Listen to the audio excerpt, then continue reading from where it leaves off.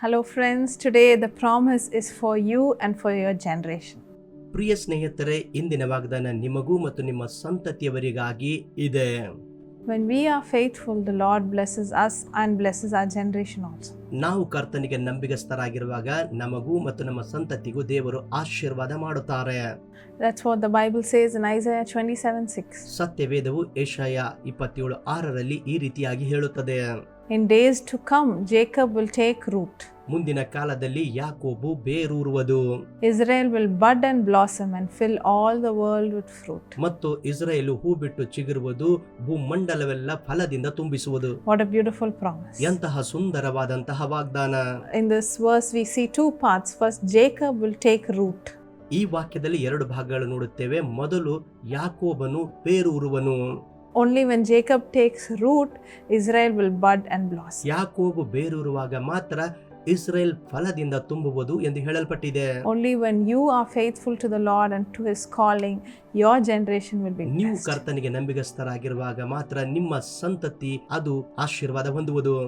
In order for that to happen, we have to be so close to the Lord. ಆ ರೀತಿ ನಡೆಯಬೇಕಾದ್ರೆ ನೀವು ಕರ್ತನಿಗೆ ಬಹಳ ಹತ್ತಿರವಾಗಿ ನಡೆಯಬೇಕು.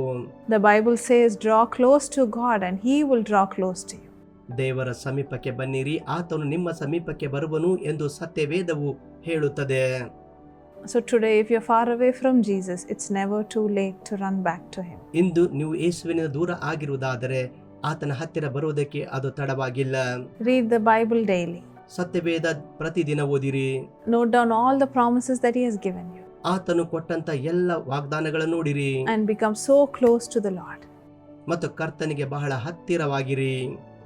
Take root, and when you do that, your generation, your children will be blessed. ನೀವು ಕರ್ತನಲ್ಲಿ ಬೇರೂರಿರಿ, ಆಗ ನೀವು ಮತ್ತು ನಿಮ್ಮ ಸಂತತಿ ಮಕ್ಕಳು ಆಶೀರ್ವದಿಸಲ್ಪಡುವಿರಿ. And they will also start bearing fruit. ಅವರು ಕೂಡ ಫಲಗಳನ್ನು ಕೊಡುವುದಕ್ಕೆ ಪ್ರಾರಂಭಿಸುತ್ತಾರೆ. We know that a tree will be judged by the fruit it bears. ಒಂದು ಮರ ಅದರ ಫಲಗಳಿಂದ ತೀರ್ಪು ಹೊಂದುತ್ತದೆ ಎಂದು ನಮ್ಮೆಲ್ಲರಿಗೂ ಗೊತ್ತು. In the same way, the fruit that we bear in this world matters to the Lord. ಅದೇ ರೀತಿಯಾಗಿ ಈ ಲೋಕದಲ್ಲಿ ನಾವು ಕೊಡುವಂತ ಫಲಗಳು ಅವು ಕರ್ತನಿಗೆ ಬಹಳ ಪ್ರಾಮುಖ್ಯವಾಗಿವೆ. Whatever we do in this world matters to the Lord. ಮತ್ತು ಈ ಲೋಕದಲ್ಲಿ ನಾವು ಮಾಡುವುದೆಲ್ಲ ಕರ್ತನಿಗೆ ಪ್ರಮುಖವಾಗಿದೆ. And the Lord will surely bless you and your generation. ಮತ್ತು ದೇವರು ನಿಮ್ಮನ್ನು ನಿಮ್ಮ ಸಂತತಿಯನ್ನು ಆಶೀರ್ವದಿಸುವನು. The Lord says every unnecessary word that we speak will be accounted for. ನಾವು ಅವಶ್ಯವಿಲ್ಲದ ಮಾತುಗಳು ಆಡುವಾಗ ಲೆಕ್ಕ ಕೊಡಬೇಕಾಗುತ್ತದೆ ಎಂದು ಕರ್ತನು ಹೇಳುತ್ತಾನೆ. So let's be careful about how we spend our time and spend our talents for Jesus. ನಮ್ಮ ಸಮಯ, ನಮ್ಮ ಕೌಶಲ್ಯಗಳು, ವರಗಳು ಹೇಗೆ ಉಪಯೋಗಿಸುತ್ತೇವೆ ಎಂದು ಎಚ್ಚರವಾಗಿರಬೇಕು. Let's pray together. ಇಂದು ಪ್ರಾರ್ಥಿಸೋಣ. Thank you, Lord, for this wonderful promise. ಈ ಅದ್ಭುತ ವಾಗ್ದಾನಕ್ಕಾಗಿ ವಂದನೆ ಕರ್ತನೆ. Help us to be so rooted in Christ. ಬಹಳವಾಗಿ ಬೇರೂರುವಂತೆ ನಮಗೆ ಸಹಾಯ ಮಾಡು. Help us to become so close to you, Father. ನಿನ್ನ ಸಮೀಪಕ್ಕೆ ಬರುವಂತೆ ಸಹಾಯ ಮಾಡು ಕರ್ತನೆ. Lord, when we do that, as you promised, Lord, bless all the families. ನಾವು ಅದನ್ನು ಮಾಡುವಾಗ ನೀನು ವಾಗ್ದಾನ ಮಾಡಿದಂತೆ ಆಶೀರ್ವಾದ ಮಾಡು ಕರ್ತನೆ. Lord, bless our children and our grandchildren. ಮತ್ತು ನಮ್ಮ ಮಕ್ಕಳನ್ನು ಮೊಮ್ಮಕ್ಕಳನ್ನು ಆಶೀರ್ವದಿಸು. And help us to always bear fruits. ಯಾವಾಗಲೂ ಫಲ ಕೊಡುವಂತೆ ಸಹಾಯ ಮಾಡು.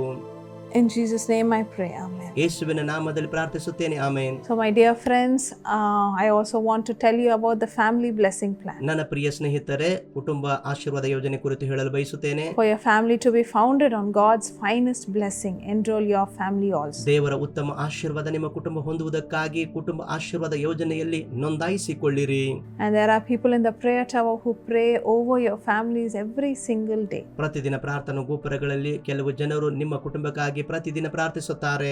What a blessing it is that somebody is praying for you and for your children every single day. ಯಾರು ನಿಮಗಾಗಿ ನಿಮ್ಮ ಮಕ್ಕಳಿಗಾಗಿ ಪ್ರಾರ್ಥಿಸುವುದು ಎಂತಹ ಆಶೀರ್ವಾದಕರವಲ್ಲವೇ?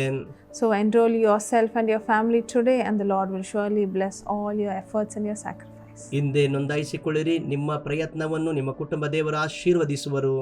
Seema Violet Nayak, thank you for your thank offering, which is a blessing to millions of people. Seema Violet Nayak, ನಿಮ್ಮ ಅಮೂಲ್ಯ ಕೃತಜ್ಞತೆಯ ಕಾಣಿಕೆಗಾಗಿ ವಂದನೆಗಳು. ಅದು ಲಕ್ಷಾಂತರ ಜನರಿಗೆ ಆಶೀರ್ವಾದವಾಗಿದೆ. According to Isaiah 58:11, you'll be like a well-watered garden, like a spring whose waters never fail, ಯೆಶಾಯ 58:11 ಪ್ರಕಾರ ನೀವು ತಂಪಾದ ತೋಟಕ್ಕೂ ನೀರಿಗೆ ಮೋಸವಿಲ್ಲದ ಬುಗ್ಗೆಗೂ ಸಮಾನವಾಗುವಿರಿ. ಈ ವಾಕ್ಯದ ಪ್ರಕಾರ ಕರ್ತನು ನಿಮ್ಮನ್ನು ಆಶೀರ್ವದಿಸಲಿ. Lord, bless Seema Violet, deliver her from all the evil spirits, and spiritually bless her, and deliver her from fear, and divine strength be upon her, and bless the job. ಕರ್ತನೆ ಸೀಮಾ ವೈಲೆಟ್ ಅನ್ನು ಕರ್ತನೆ ನೀನು ಆಶೀರ್ವಾದ ಮಾಡು, ಎಲ್ಲ ಆತ್ಮಿಕ ಆಶೀರ್ವಾದ ಕೊಡು, ಎಲ್ಲ ದುರಾತ್ಮಗಳ ಕಾರ್ಯಗಳಿಂದ ನೀನು ಬಿಡುಗಡೆ ಕೊಡು, ಆ ಒಂದು ಉದ್ಯೋಗದಲ್ಲಿ ಆಶೀರ್ವಾದ ಕೊಡು, ಎಲ್ಲ ಭಯವನ್ನು ತೆಗೆದುಹಾಕು ಮತ್ತು ದೈವಿಕ ಬಲ ಅವರಿಗೆ ಅನುಗ್ರಹ ಮಾಡು. Stephen, have divine blessings in the job.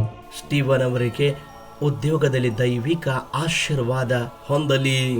Gianna and Sonia have good health and divine wisdom and great accomplishments in the name of Jesus. Amen. ಜಿಯಾನ ಮತ್ತು ಸೋನಿಯಾ ಒಳ್ಳೆಯ ಆರೋಗ್ಯ ಹೊಂದಲಿ, ಅವರ ವ್ಯಾಸಂಗ ಆಶೀರ್ವಾದ ಮಾಡು ಮತ್ತು ಉಜ್ವಲ ಭವಿಷ್ಯ ಕೊಡು, ಉತ್ತಮ ಸಾಧನೆ ಅವರು ಮಾಡಲಿ. ಯೇಸುವಿನ ನಾಮದಲ್ಲಿ ಆಮೆನ್. God bless you.